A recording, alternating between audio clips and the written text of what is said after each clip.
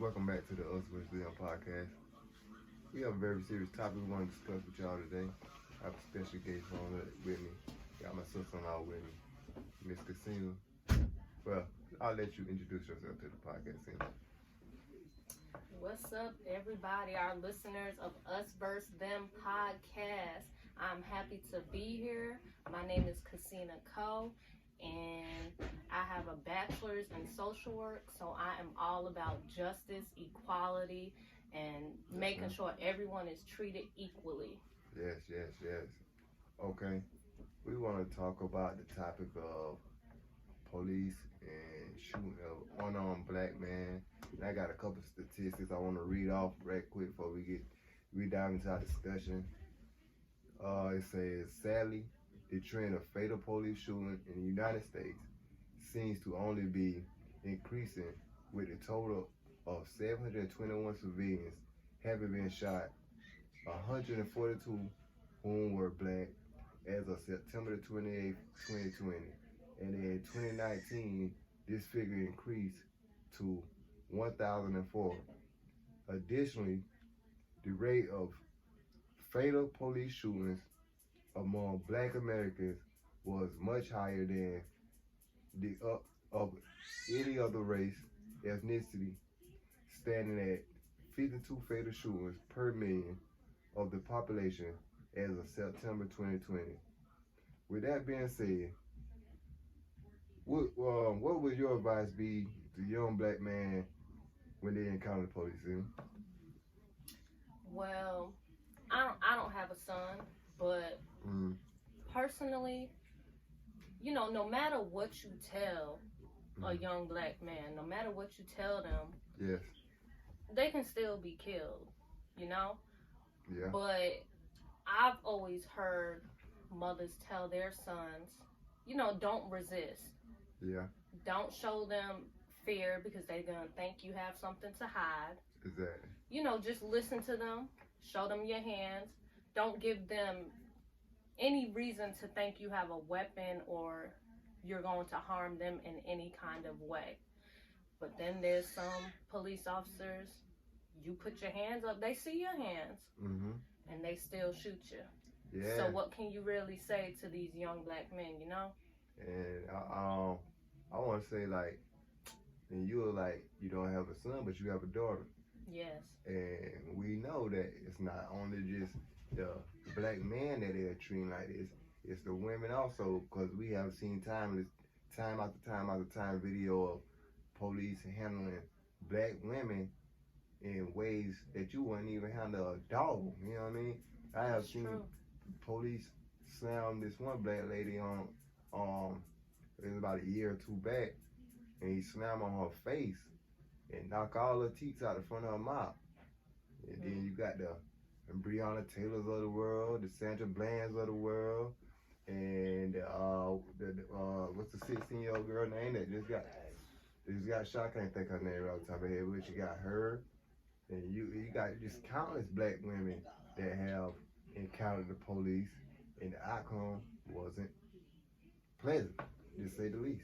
That is true. When we think of police brutality, we mainly think of black men. Yeah. Black Lives Matter, but it's mainly geared towards men. Yeah. And that's why the hashtag Say Her Name campaign was started, because of Sandra Bland's killing. So, we can't only think about our young black men. Yes, they are the main target, and they are the main person that are wanted to be eliminated from the black family. Yeah. But our black queens are being killed also. Exactly. And you just named a few. Say her name, Put it out there. Okay. Do you believe our justice system have a systemic race problem when it comes to the difference in handling of black people to the counterpart of white people? Definitely, 100%. And I'm glad you asked that question, because in my studies, I've studied a lot. I've written plenty of papers on systemic institutionalized racism. And if some of our viewers don't know what that is basically, you know, racism towards African Americans within institutionalized settings. Yes. That could be the school system. You Preach. know, young black kids don't necessarily get the same education as a white kid, you know? Yeah, and in the school to prison pipeline is a real thing.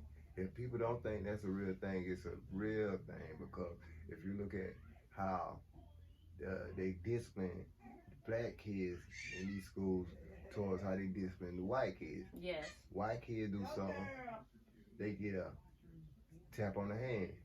A black kid do something, they get suspended for 3 days. So they teaching them how to be, I want to say, isolated and detained. In a sense, they isolating you from the rest of the kids because you can't come to school that day or those days. Yep. And it's like you being detained. Now you got to go home. You got to sit at home or wherever you're gonna be at, probably because your mom and your dad got to work, because they back to the systemic racism, because they ain't got the job that they really qualified though, so they had to settle for another job that really is beneath them, but they got to do something, bring home money and pay the bills.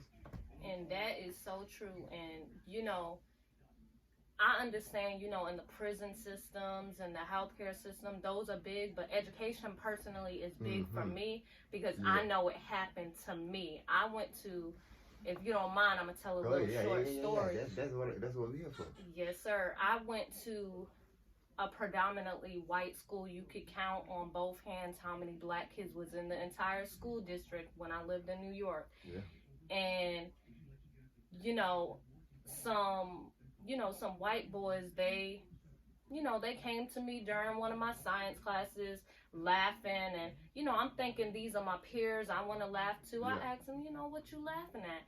Eventually one of them said, you want to hear our big plan? I'm like, okay, what's your big plan? I want to laugh too. Yeah. And basically, long story short, their big plan was to bring back slavery. Wow. Yes. And it shocked me as a young black female. These are all white boys, young men. These were in the 2010s? I'm sorry? This was in the 2010s? Yes, sir. Wow. Yes, sir. Wow. I graduated in 2015. This was maybe 2013. Wow. Yes, sir. And it shocked me to hear this coming from them, and I didn't know how to feel. But when I went and told my teacher about it, she said, no, you have to go to administrators. And she was a white woman. She was a white woman, and she told me, no, that's wrong. You go tell administrators. Yeah. But like you said, they just get a little tap on the shoulder. It was swept under the rug. Yeah. Their parents have a bunch of money give to the, the school district. Wow. But in a different situation, I got suspended from school for 3 days. The one and only time I ever got suspended in my 11th grade year of high school, because I called another black kid a nigga. Wow. So you mean they took you using a term of endearment and used that against you to suspend you? Yes. But you got a group of white boys that is basically plotting and planning and strategizing a way that they can bring back slavery. Yes. And that get swept in the rug, tap on the hand. But yet you was a black woman, now a child then, use a term of endearment to yoke someone that in the same race as you, but yet you get suspended. Wow.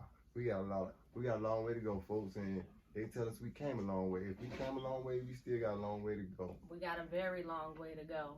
And just to piggyback on that point, I had a situation similar to yours where when I was in like 10th grade, I believe, in high school, and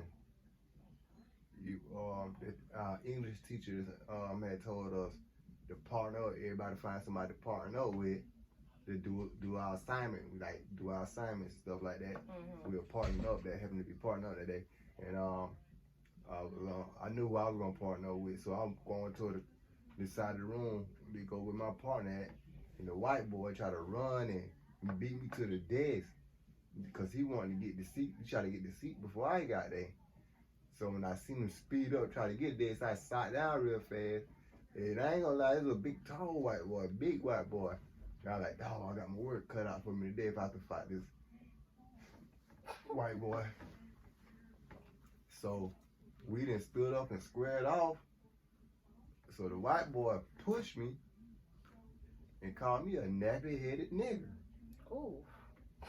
That's so I'm fighting looking words. at my teacher, I'm like, you ain't heard what he just called me? Miss Lynn Hart? Oh yeah, I'm calling your name. You ain't heard that, Miss Lynn Hart? Yeah, I heard it. So tell me why the next day I got a referral sitting on my principal desk for horseplay, something like that. He got a referral too for calling me the N-word. But my thing is, why should I be disciplined because somebody called me the N-word? He got suspended for a few days, but I would think if a teacher heard a white student call a black student the N-word, that should warrant more than a 3-day suspension. Yep. That should be a expulsion. Like, we can't have you in the school with other students because you racist. Or somebody teaching you to be racist because you wouldn't use that type of language if you wasn't. But I ain't want to dwell on that too much. We got a lot to discuss. I want to keep going. I got a few more questions. Okay. Do you believe anything can be done to better the relations between police and African American in the African American community? You heard all that? I heard something to think about. Honestly, because a lot of people are taught at a very young age, it's very hard to change a person's mindset. Yeah. So if that person does not like black people, it's hard to change that because it's instilled in them since they was a little kid. Mm-hmm. So personally, I do believe there are some police officers, because not all police officers are racist. Not all police officers, use, deadly forces against individuals. However, there are a good amount who do use deadly forces and are not remorseful. Yeah. And I do believe, like Derek Chauvin. Yes, and he's getting what he deserves. Hopefully he will. I hope they don't give him the short end of the stick.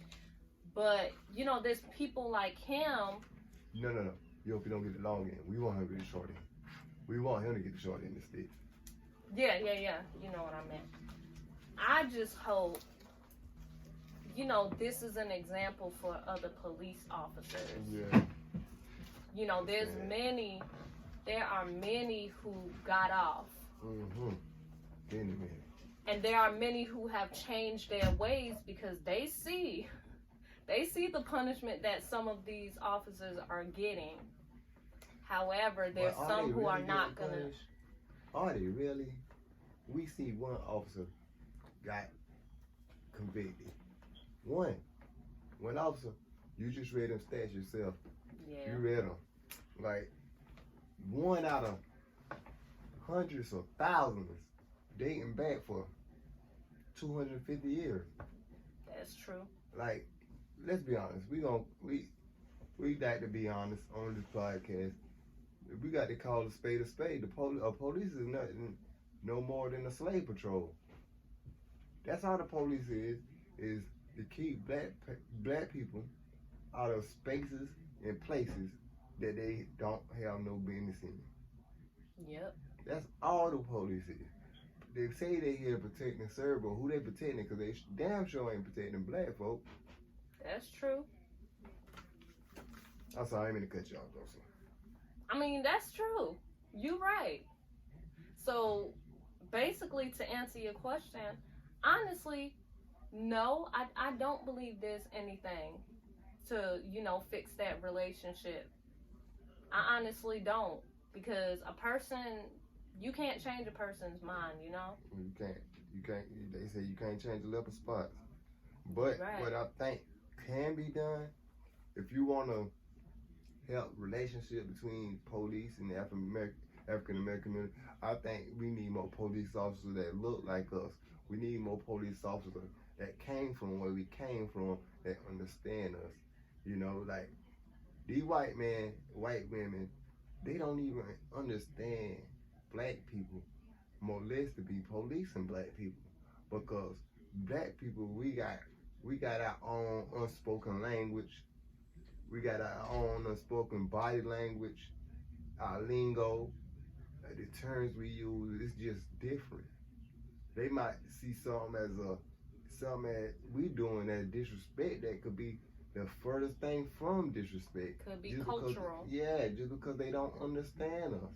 And that's what I think a lot of the problem is. The police don't understand the communities that they're policing. If you had more cops that come for these communities and come for these backgrounds that understand these people, they'll be more patient, more lenient. They you know what I'm saying? They wouldn't be so quick to grab a gun or things like that, or so quick to use deadly force.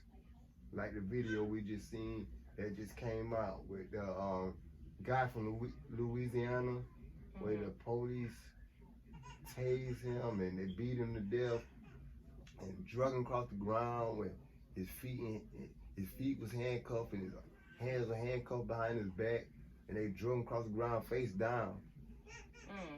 Didn't try to get him no medical attention. Then they lied to the man's family and say he died from a car crash where he hit a tree.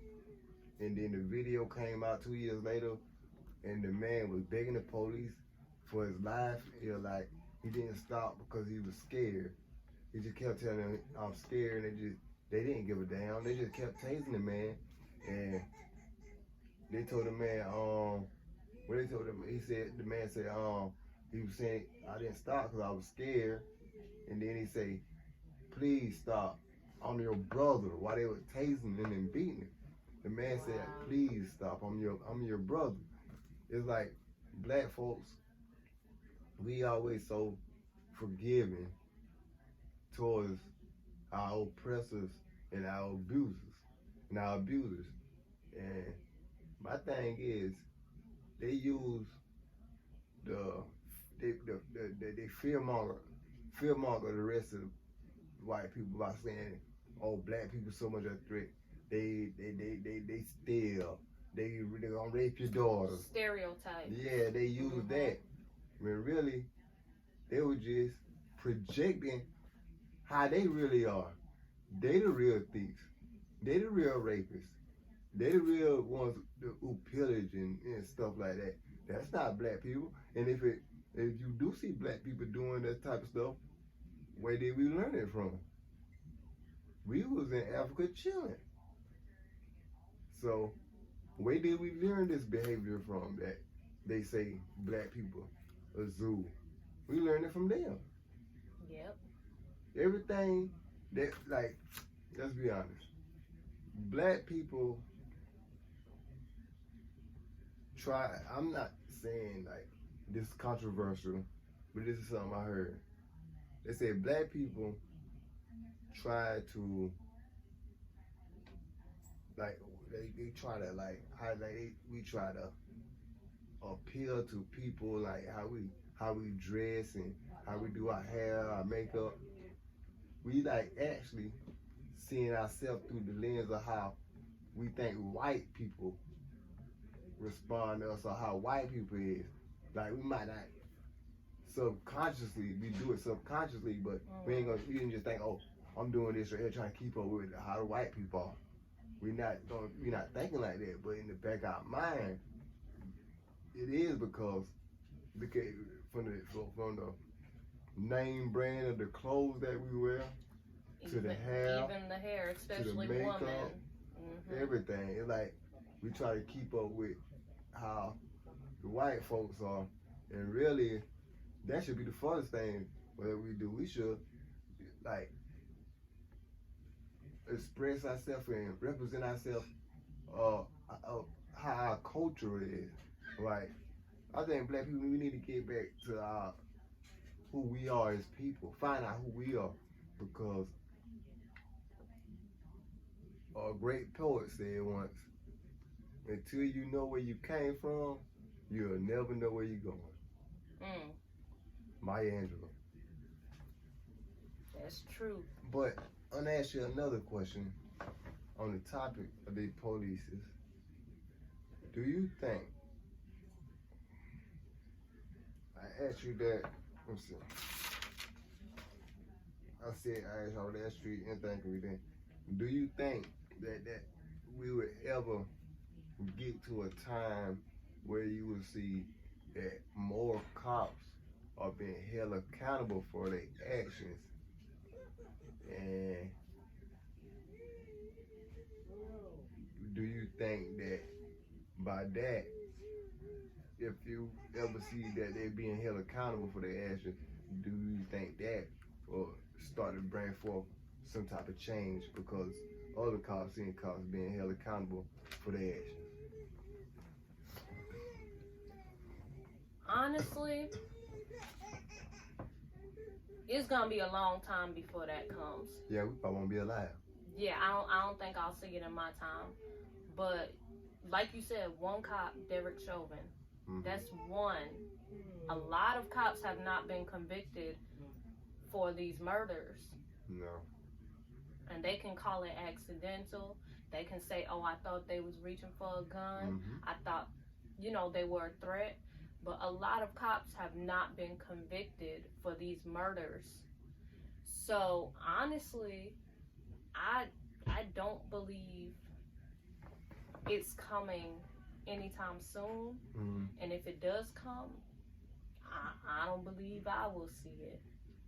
Me either. But like they say, one at a time, one case at a time. We just got to get one at a time. And speaking of which, there's a video that just came out. Well, a 20-minute clip of the video. It was actually, I want to say, it's 46. No, that other. But the video, they showed the family a 20-minute clip, but it was like an hour or too long, something like that. Wow. Where the police ran up on my man like a hit squad on the back of a truck in Elizabeth City, North Carolina. I think the guy's name is Andrew Brown, I'm not mistaken, and he was sitting outside in his yard like 8 o'clock one morning, about a month and a half ago, sitting outside in the yard in his car. Police rolled up, about 10, 12 of them on the truck, on the back of a truck with AR-15s, tactical gear, dressed like they getting ready to go to war. Ran up on my man. My man don't know what's going on. He see a bunch of police run up on him with guns. And anybody's natural reaction to be, "Oh, let me run, try to get," I don't know what's going on. So when he tried to take off running, they opened fire on the man, shot him in the shoulder, and once he drove past them, meaning he had got past them, they shot him in the back of his head. Wow. And killed him. And a cop is not supposed to shoot nobody when they back is to them anyway, because they fleeing. They is no longer a threat. Once they back is turned, you can see they back. They're no longer considered a threat, but they still open fire on the man, shot him in the back of his head, executed him, killed him. And now the district attorney is saying, no, he's not going to bring charges because they was, what the word I'm looking for, they were justified in using deadly force because his car is considered a deadly weapon. And could have hit them. But my question is, if his car considered a deadly weapon, now follow me now. How did the bullet get to the back of his head? That means his car, unless he's driving in reverse coming at them, his car couldn't have been a threat because he's leaving. He's fleeing the He's scene. going in the opposite direction. Exactly. So how do you get to his car as a deadly weapon when he's fleeing? He didn't run no cop over, no tolls, no nothing. How do you feel when you hear about stories and cases like this? You know,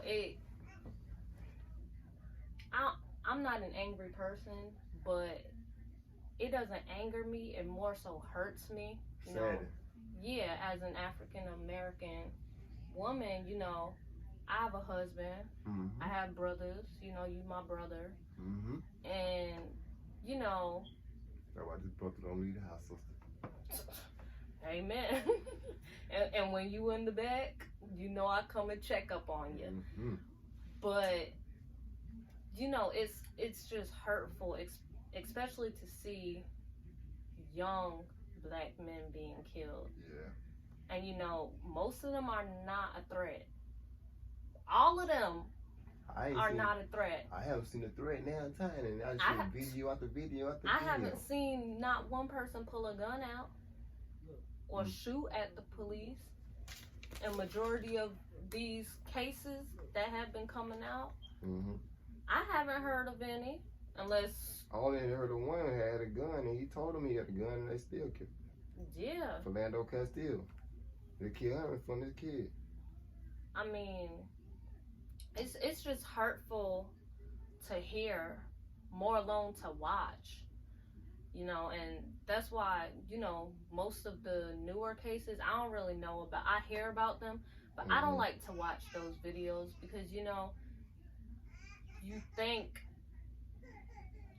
about, like, what if that was, you know, what if that was my husband? What if that was my child? What if that was one of my brothers, my uncle, like, my father? You know, what if that was a male in my family? And, you know, he just minded his business in his car, and a bunch of, you know, police officers come at him and shoot him in the head. Wow. You know? Yeah. I get it. I understand. So, I was out there one time in them streets, so I know how it is. Like, when I tell people and how things used to be, and compare to things now, you got a lot of young kids now that don't want to listen to you. Nope. And you try to tell them something good because you didn't been there. You know what I'm saying? You didn't been there, and you know how it is. But some of them already have to learn on their own, and I don't want to just focus in on police killings but this is a topic for another day. We're gonna discuss the black on black crime, and we killing ourselves. Yes, and it like we helping. It's like a double-edged sword. If we ain't doing it to ourselves, we got the police doing it to us. And like you said about the systemic racism with hospitals and stuff like that, and like medicine and stuff like that, that's a real thing because a lot of times we go into that ER and like, dog, it wasn't even that serious, and so ain't even made it. You ain't even make it out. And you know, I meant to bring this up when you asked about, you know, the systemic racism, especially in the healthcare and medical field. And, you know, I studied this a little bit in school too.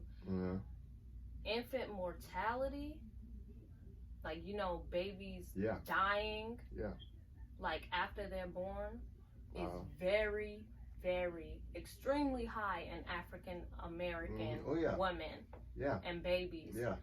Because, you know, it's, you know, we start as a baby, and, you know, if that baby isn't able to grow up healthy, you know, they're less of a threat in some people's eyes. And, you know, a lot of healthcare workers, they're not going to give us the same care Over there, they I know. give, you know. The white person with insurance. Yeah.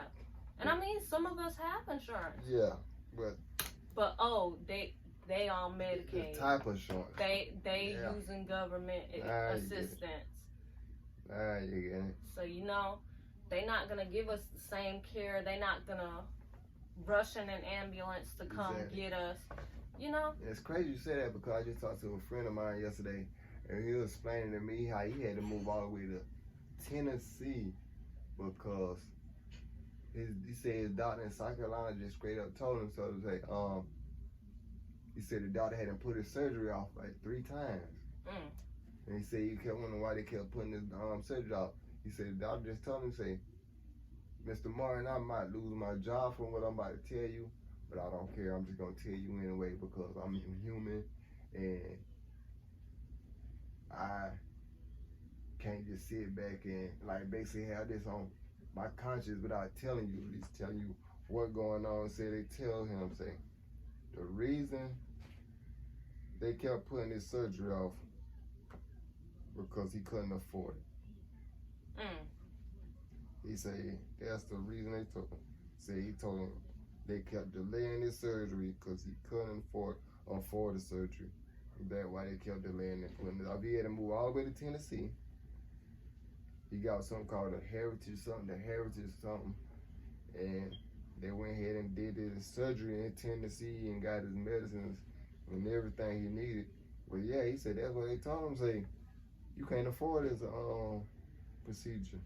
That's why you haven't had it yet. I said, wow, that was just mind blowing to know that they would actually turn somebody down because they can't afford it. But I want to run a couple of names off right quick. These are a few of the names unarmed black people that was killed by the police from 2009 to the date. David McAtee, June 1st, 2020, shot by Louisville Metropolitan Police. George Floyd, asphyxiation. Trejon Sean Reed.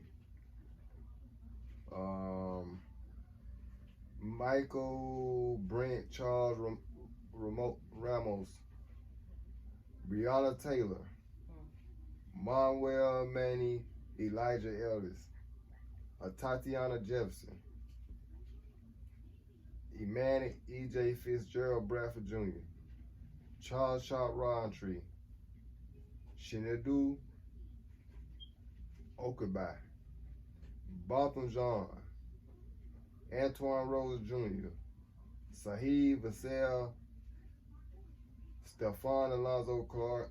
Aaron Bailey. Charlena Lyles. Fetus, the fetus, oh my God. So Charlena Lyles was pregnant. The fetus of Charlena Lyles. So not only did they kill the mama, they killed the unborn child. Wow. Jordan Edwards, Chad Robertson, Deborah Danner, Alpha Alongo, Terrence Crutcher, Terrence Sterling, Corin Gaines, Joseph Mann, Philando Castile, Alan Sterling, Betty Boo Jones, Quintonio LaGrill, Corey Jones, Jamar Clark, Jeremy Bam Bam McDowell, India Kager, Samuel Vincent DeBose, Sandra Bland, Brendan Glenn, Freddie Gray Jr., Walter Scott, Eric Courtney Harris, Philo White, Maya Hall, Megan Hockaday, Tony Robinson Jr., Janisha Farmville, Natasha McKenna, and let's go on, Jermaine Reed, let's go on and on. So many. And that was just a few names, and this list is go on and on and on and on. But when you hear all those names,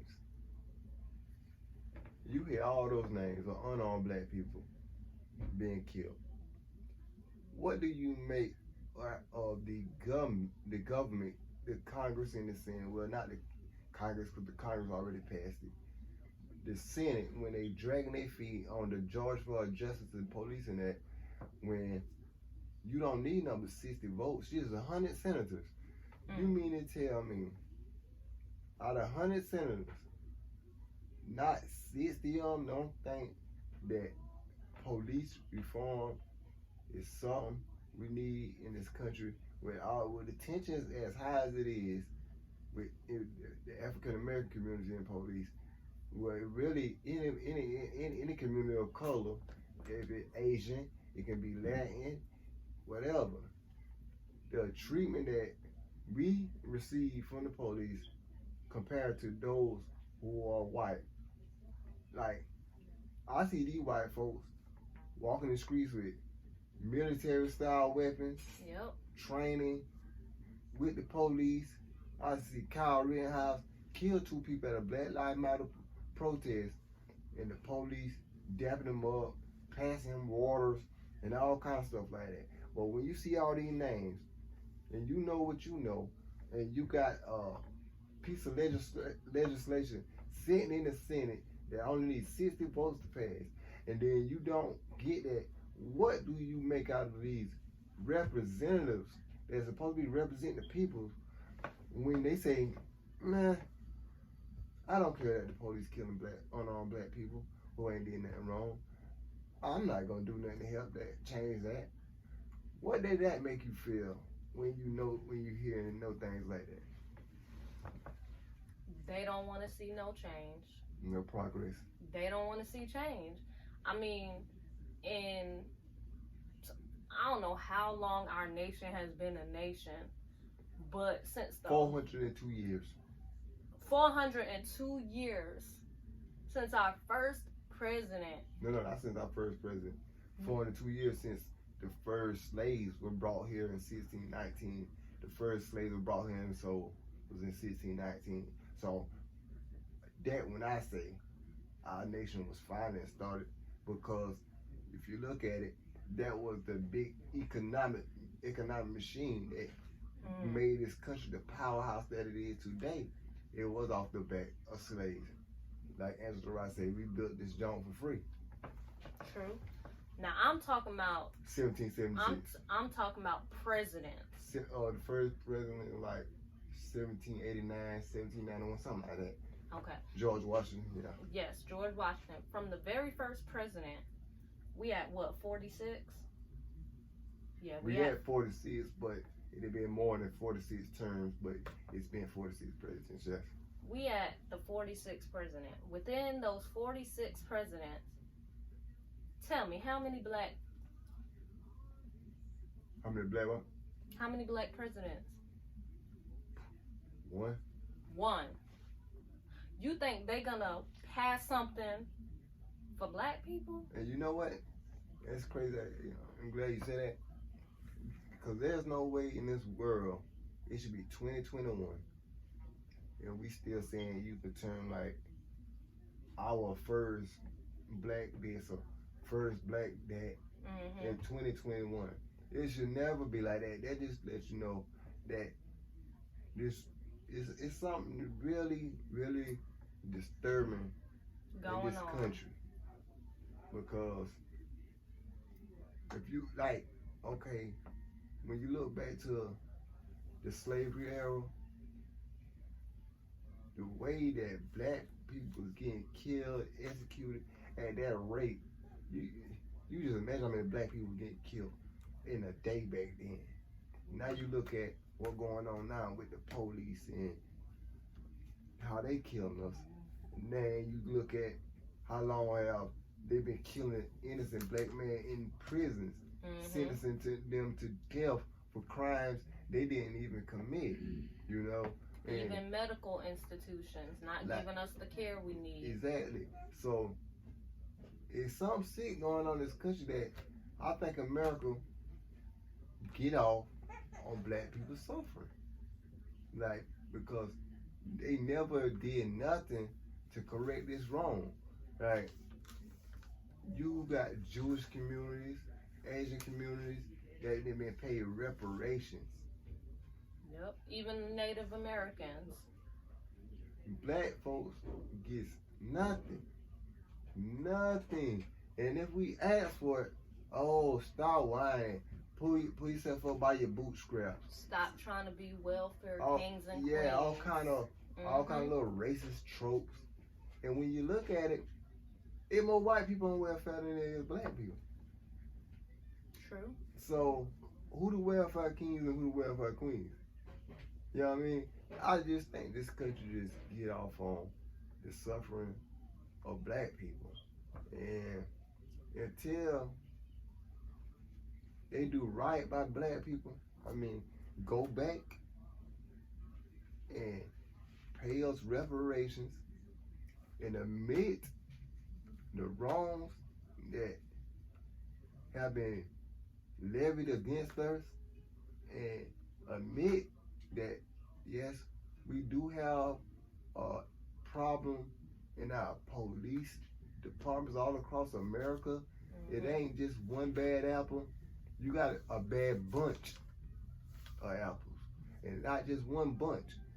You got bad a lot bunches. Of bunches. Because when you see the same day the Derek Chauvin trial verdict come in,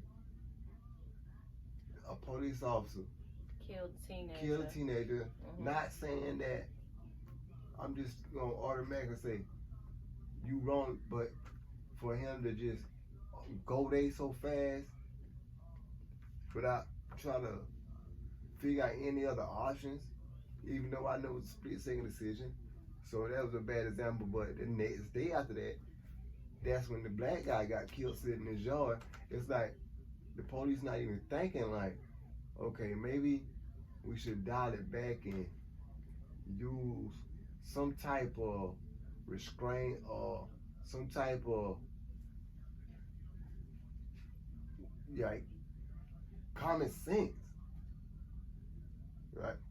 You know, how this gonna look on our department, or how this gonna look on police that we still on the career, you know, we still doing this type of behavior like this. It just, like you say, I don't see it happening in our lifetime, but I wish it would, because I'm tired of seeing black people die. I'm tired of hearing mothers crying. I'm tired of kids growing up without their fathers. I'm just tired of the suffering. I'm tired of every time I turn my TV on, it's a new video or a new story about the police shooting on an unarmed black person. What you think? I'm tired of it too. I wish I could see it. I wish I could see, like I said, I'm all about equality and, you know, justice for all. You know, not only black people, for everyone. Exactly. And, you know, I wish in my lifetime I could see the unity. You know, and it's gonna be a beautiful thing, but it's not gonna happen for a long time. We got to run those dinosaurs out of, put my seat down. We got to run those dinosaurs out of Washington. Pull your seat down. Put my seat down. Oh. Until we get these, let's look at it. We got 70, 80-year-olds, late 60s, early 70, 80-year-old politicians in Washington. That came from a whole totally different era. Yep. They came from that Jim Crow era. So, and when they see police brutality, they looking at it like, y'all crying about this? It was a time where it was way worse than this, and y'all crying about this? There's people who was on the cotton field still alive. Yeah, like, so they ain't not jumping to change. Plus, they getting millions and millions of dollars from police unions across America. So they not gonna talk bad about them, and they not gonna do anything to change. Like when they say things like defund the police, they try to twist the words of what defund means. Defund does not mean abolish. Defund does not mean get rid of. Nope. Defund means exactly what it sounds like. You know what refund means? Refund means, oh, I'm getting something. I'm getting some money. So defund means, oh, we just taking some of these resources from you, and we gonna allocate them in areas where we can have a mental health expert on the scene, just in case we dealing with somebody with mental health issues, things like that. And they don't think like little teeny things like that will go a long way, because a lot of times these people have mental health issues, and the police don't even try to figure out what's going on. They squeeze first, ask questions last. And I'm happy you said that, because, you know, my degree's in social work. Mm-hmm. I haven't heard, I don't know if it's in other states, but I have never heard of a police department having a social worker on hand. Wow. Because it's not only the people that they're killing who have mental problems. There's police officers with a lot of mental problems. Exactly. Because a lot of these police they see a lot. A lot of them come from military backgrounds. Yep. A lot of them PTSD. Yes, exactly. Post-traumatic stress disorder. Yep. A lot of them been through wars and seen people get their arms and legs blown off, and constantly under attack, under fire. And for one, if a person coming from the military apply for a police job, your next step should automatically be have some heavy scrutinized mental evaluation. Exactly. I'm talking about heavily scrutinized. Go through all kind of rigorous tests to make sure that when they under extreme pressure, they can handle themselves accordingly. Instead of just go to eliminate the problem, eliminate the issue. See red, and that's what happens too. Yeah. Because some, I'm not gonna say all. Some of these people are not bad people. No. But they're not getting the help they need. No. We see them. Oh, they shot and killed, my black brother, my black sister. Some of them are intentional, but some of them, they have mental problems. And they just see red. They, like you said, eliminate the problem. Eliminate the mother. Man, look here, man. Oh, okay. You say a lot of them don't mean like they don't. Okay, they don't walk out the door and say, "I'm gonna kill me a black person today." Yeah. That's not how they think.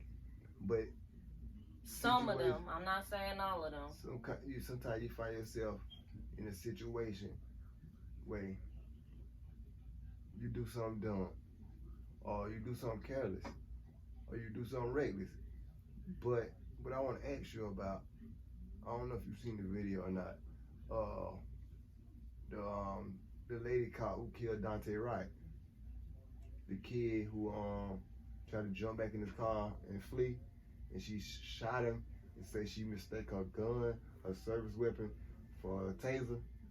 So she thought I heard of that. I have not seen the video, but I have heard of that. Now, I don't know if you ever held a gun before or held a taser. I ain't never held either. It's a big difference. Oh, I know it. It's a big Even difference. In the shape. A taser is plastic and light. It's very light. A gun is heavy. It's one color. The taser is a different color. Yep. And then when they explained to me, a cop explained on CNN, he explained how there's no way that the woman could have mistaken the two, said because a taser, it's like a snap button, you have to snap off, then you pull the taser out. It's another button on the side of the taser that you mash to charge it before you can discharge. Now I said, if you have to do all that with a taser, how you mistake it for a gun where you just have to pull the trigger? Yeah. And I just find it ironic, some of the cockamamie excuses that they come up with. Oh, I mistake my gun for my taser for my gun. Huh? You did what? It's a power thing too, especially if you said a woman. Power trip. A woman. A lot of women in law enforcement fields and even in the military, they don't get respect. Her libido. Oh, she big. No, I didn't say she was big. I just said her libido. You know what I'm saying? I don't know what that libido word mean. I just reckon it the opposite of testosterone. Well, I said, you know, brothers got try to sound smart sometimes, y'all. Estrogen. Estrogen. I was like, oh, what? That opposite of testosterone? Yes, estrogen. I thought it was libido. I don't know what libido means. I'm gonna It look might it up, be. Go ahead. But talk. Women in certain fields, military, police force, get a little bit of power. They get a chance at power, but and they're gonna take it. I want this necessarily blame that on women, because you got a lot of these punk ass man cop out here. When they get they get that little bit of power. Oh my God. Yep. They might have got bullied in high school and bullied in school coming up. Oh, I got y'all efforts now. Exactly. I'm just saying, women. You said because you're a woman. They're gonna try to show their power too, especially if it's a man. Yeah, man. Like, I don't know, sis. All I can say is, people, you gotta get out here, and we gotta vote, because we can't just sit here on our butts and yell at the TV and complain about things ain't changing if we ain't out there changing it. Because until we change the politicians who ain't doing nothing for us, and until we let them know, oh, your job is no longer secure. Your job is constantly getting evaluated. And if you're not performing at a level of satisfactory, we will replace you. We gotta get out there. We gotta vote on these mayors, these judges, these solicitors, DAs, these sheriffs, senators, congressmen, city council, whatever. If something that need our vote, we need to take heed and know what's going on. Because when we don't, that's when we end up with a Donald Trump. Amen. That's all the time me and sis got for this episode, this topic. But trust and believe, we will be back with some more of these serious topics. Because this is the type of stuff I like to discuss. And yeah. And last thing I'm going to say, to see the change, be the change. 100, that's it. And remember, it's us versus them. And we out. That was good. Yeah, I'm gonna edit that thing. Give me swallow my soul. You got it. I got the goddamn gonna put the little soundproof things up. Yeah.